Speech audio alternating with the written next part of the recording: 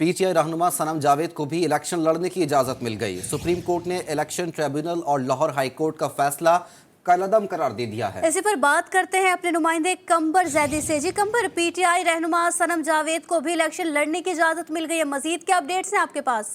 जी बिल्कुल, पीटीआई रहनुमा सनम जावेद को कौमी असम्बली के हल्का NA 119, NA 120 और PP 150 से कागजात नामजदगी की मंजूरी की इजाज़त मिल गई है। अब वो इलेक्शन लड़ सकती हैं।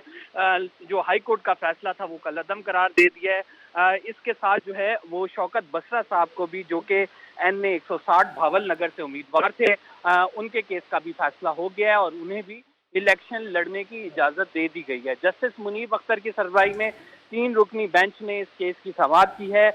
सनम जावेद के कागजात अलग बैंक अकाउंट ना खुलवाने पर मुस्तरद हुए थे। ये दरख्वास्त गुजार के जो वकील हैं उनका मौक़िफ़ था और कहा गया था कि सनम जावेद ने अपने वालिद के साथ मुश्तरका अकाउंट कागजात में जाहिर किए हैं। एतराज़ ये भी किया गया था कि इलेक्शन के लिए अलग अकाउंट क्यों नहीं बनाया गया। जो जस्टिस मुनीब हैं उन्होंने इस पर डिटेल समाअत की है और लाहौर हाई कोर्ट का जो ऑर्डर है उसको कलअदम करार दे दिया है।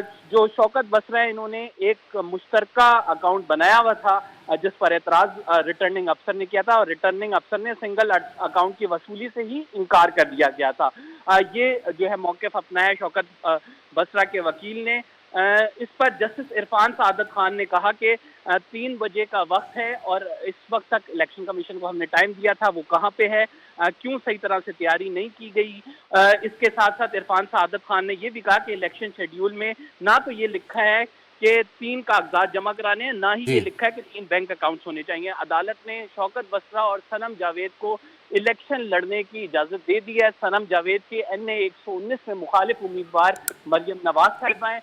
तो अदालत की जानिब से आज जो है लाहौर हाई कोर्ट का फैसला कलअदम हो गया है। RO की जानिब से जो हुक्म दिया था वो कलअदम हो गया और दोनों PTI के रहनुमाओं को कंबर, ये बताइएगा पाकिस्तान तहरीक इंसाफ के और कौन कौन से रहनुमा हैं जिन्हें सुप्रीम कोर्ट की जानिब से इलेक्शन लड़ने की इजाज़त दे दी गई है? सनाउल्लाह मस्ती खेल साहब हैं जिन्हें जो है भक्कर से इलेक्शन लड़ने की इजाज़त मिली है। इसके साथ PP के जो रहनुमा अब्बासी साहब थे, चीफ जस्टिस के सामने उनका केस लगा हुआ था, लेकिन उनको जो है इलेक्शन लड़ने की इजाज़त नहीं मिली है। सनम जावेद साहिबा जिनका ताल्लुक लाहौर से है, NA 119, उनको लड़ने की इजाज़त मिल गई है। शौकत बसरा साहब जो कि भावल नगर से हैं, NA 160, आज इन तमाम केसेस के फैसले हुए हैं। PP 19 पर जो तहरीक इंसाफ के उम्मीदवार थे उनको लड़ने की इजाज़त नहीं दी गई क्योंकि वो 9 मई के जो मुकदमात हैं उन पर 9 मई के हवाले से थे और उन्होंने सरेंडर नहीं किया था अदालत के आगे। तो इस वजह से उनको इजाज़त नहीं मिली है और वो मुकदमा चीफ जस्टिस ऑफ पाकिस्तान की सरबराही में 3 रुकनी बेंच ने सुना है।